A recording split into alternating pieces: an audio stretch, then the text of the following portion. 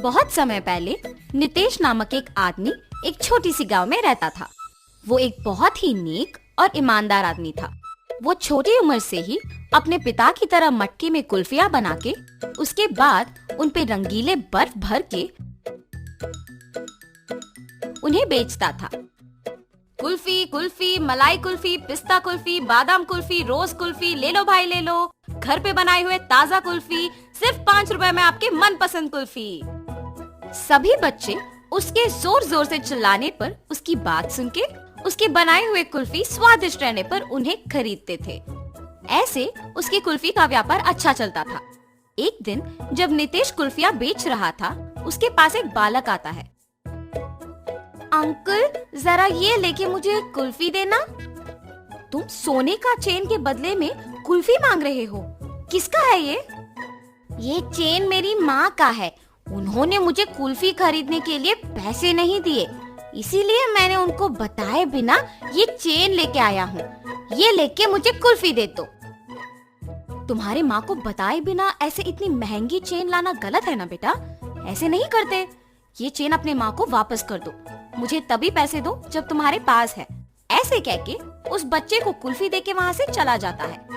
मगर जब वो कुल्फी खाते हुए चल रहा था, उसे एक और कुल्फी बेचने वाला दिख जाता है और वो सोचता है, अगर मैं इस अंकल को भी ऐसे ही सोने का चेन दूंगा तो वो पहले अंकल की तरह मना करके मुझे मुफ्त की कुल्फी दे देंगे और मैं 2 कुल्फियां खा सकता हूँ। ये ऐसे सोचकर उसके हाथ में रहे कुल्फी को जल्दी से खत्म करके उस दूसरे आदमी के पास जाता है।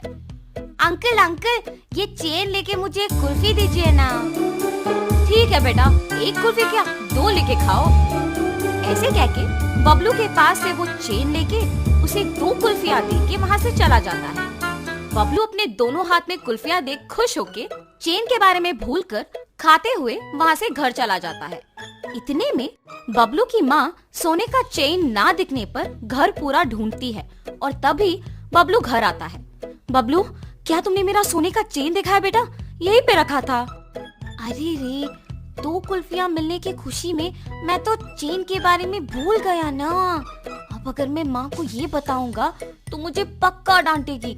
अब मैं माँ से क्या कहूँगा? ऐसे वो मन में सोचता है। क्या हुआ बबलू? मेरे सवाल का जवाब दिए बिना क्या सोच रहे हो? कुछ नहीं माँ, मैंने नहीं देखा। हाँ, ठीक है, तुम भी मेरे साथ चेन ढूंढो। शायद मैं यही कहीं भूल गई। वो बहुत महंगा है बेटा। ठीक है माँ। और ऐसे बबलू उसके माँ के साथ चेन ढूंढने लग जाता है, जैसे उसे कुछ पता ही नहीं। बहुत समय बाद जब उसकी माँ ढूंढ ढूंढ के चेन ना मिलने पर थकान के मारे दुखी होके बैठ जाती है। बबलू उसके माँ को दुखी देख सोचता है, उस चेन के खो जाने पर ही माँ दुखी है। मैं माँ को दुखी नहीं देख सकता। चाहे कुछ भी हो जाए, मैं माँ को सच बता दूंगा। ऐसे अपने माँ के पास जाता है और कहता है, माँ, आपके डांटने के डर से मैं सच नहीं बता पाया। मैं कुछ नहीं कहूंगी बेटा, सच क्या है? माँ, आपने कुल्फी खरीदने के लिए पैसे नहीं दिए ना, तो मैंने आपके सोने के चेन लेके कुल्फी वाले को देकर उससे कुल्फी लिया। 5 रुपए की कुल्फी के बदले में तुमने इतना महंगा चेन दे दिया। ऐसे करना गलत है बबलू। ऐसे फिर कभी मत करना। उस कुल्फी वाले को पहचान सकोगे? हाँ माँ, पहचान पाऊंगा। उसके ऐसे कहने पर बबलू की माँ अगले दिन कुल्फी बेचने वालों का इंतजार करती है। ऐसे दोपहर के समय में नितेश जब उस तरफ आता है तो बबलू की माँ उसके पास जाके कहती है, क्या तुम कल भी यहाँ आके कुल्फी बेचे? जी हाँ। आप ऐसे क्यों पूछ रहे हो? बच्चा अगर भोलेपन में आके तुम्हें एक महंगी चेन के बदले में कुल्फी मांगेगा तो ले लोगे क्या? हाँ, ये आप क्या कह रहे हो? मुझे कुछ नहीं समझ आ रहा। तुम कुछ मत कहो। मेरी ही बेटी की गलती है, इसीलिए मैं कुछ नहीं कह रही हूँ। बस मुझे मेरा चेन दे दो और मैं चली जाऊंगी। मैडम, मैंने वो चेन नहीं लिया। मैंने उस बच्चे को कहा भी कि वो चेन उसके घर में वापस लौटा दे। उसने आपको आके नहीं दिया। चेन देना ना पड़े इसलिए झूठ बोल रहे हो तुम। नहीं नहीं, मैं सच कह रहा हूँ। आप अपने बेटे को बुला के पूछिए तो सही। बबलू, बबलू। हाँ माँ। बबलू, क्या यही वो आदमी है जिसको तुमने मेरा सोने का चेन दिया? नहीं माँ। और ऐसे वो अपने माँ को नितेश के साथ जो भी हुआ समझाता है। कल मेरे इस तरफ आने की वजह से ही मुझे सोने का चैन मिला था। काश आज भी ऐसा कुछ हो। ऐसे सोचते हुए उस तरफ जा रहे कुल्फी वाले को बबलू देखता है। माँ वही वो अंकल है जिन्होंने मुझसे चेन लेके कुल्फी दिया था। कल तुमने मेरे बेटे को कुल्फी देके चेन दिया था ना, वापस कर दोगे कि सबको बुलाऊं? अब ये बच्चा इतना जोर से कह रहा है कि मैंने ही लिया है तो मुझे लौटाना ही पड़ेगा, वरना उसकी माँ सबको बुलाएगी। लालच के मारे यहाँ आना अनावश्यक था। चेन दिए बिना क्या सोच में पड़ गए हो तुम? मुझे माफ कीजिए दीदी। ऐसे वो आदमी उसका गलती मानकर उसके पास के सोने का चेन बबलू के माँ को दे देता है।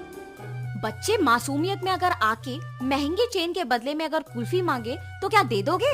उन्हें इतना भी नहीं बताओगे कि वो गलत है? उस कुल्फी वाले ने ऐसे ही लालच के बिना मेरे बच्चे को गलती करने से रोका था। आइंदा ऐसे कभी मत करना, इस आदमी से सीखो। मुझे माफ कीजिए भाई साहब, मैंने आपकी गलती के बिना आपको निंदित किया। कोई बात नहीं जी, मुझे बस खुशी है कि आपको आपकी चेन मिल गई। बेटा ऐसे कभी मत करना।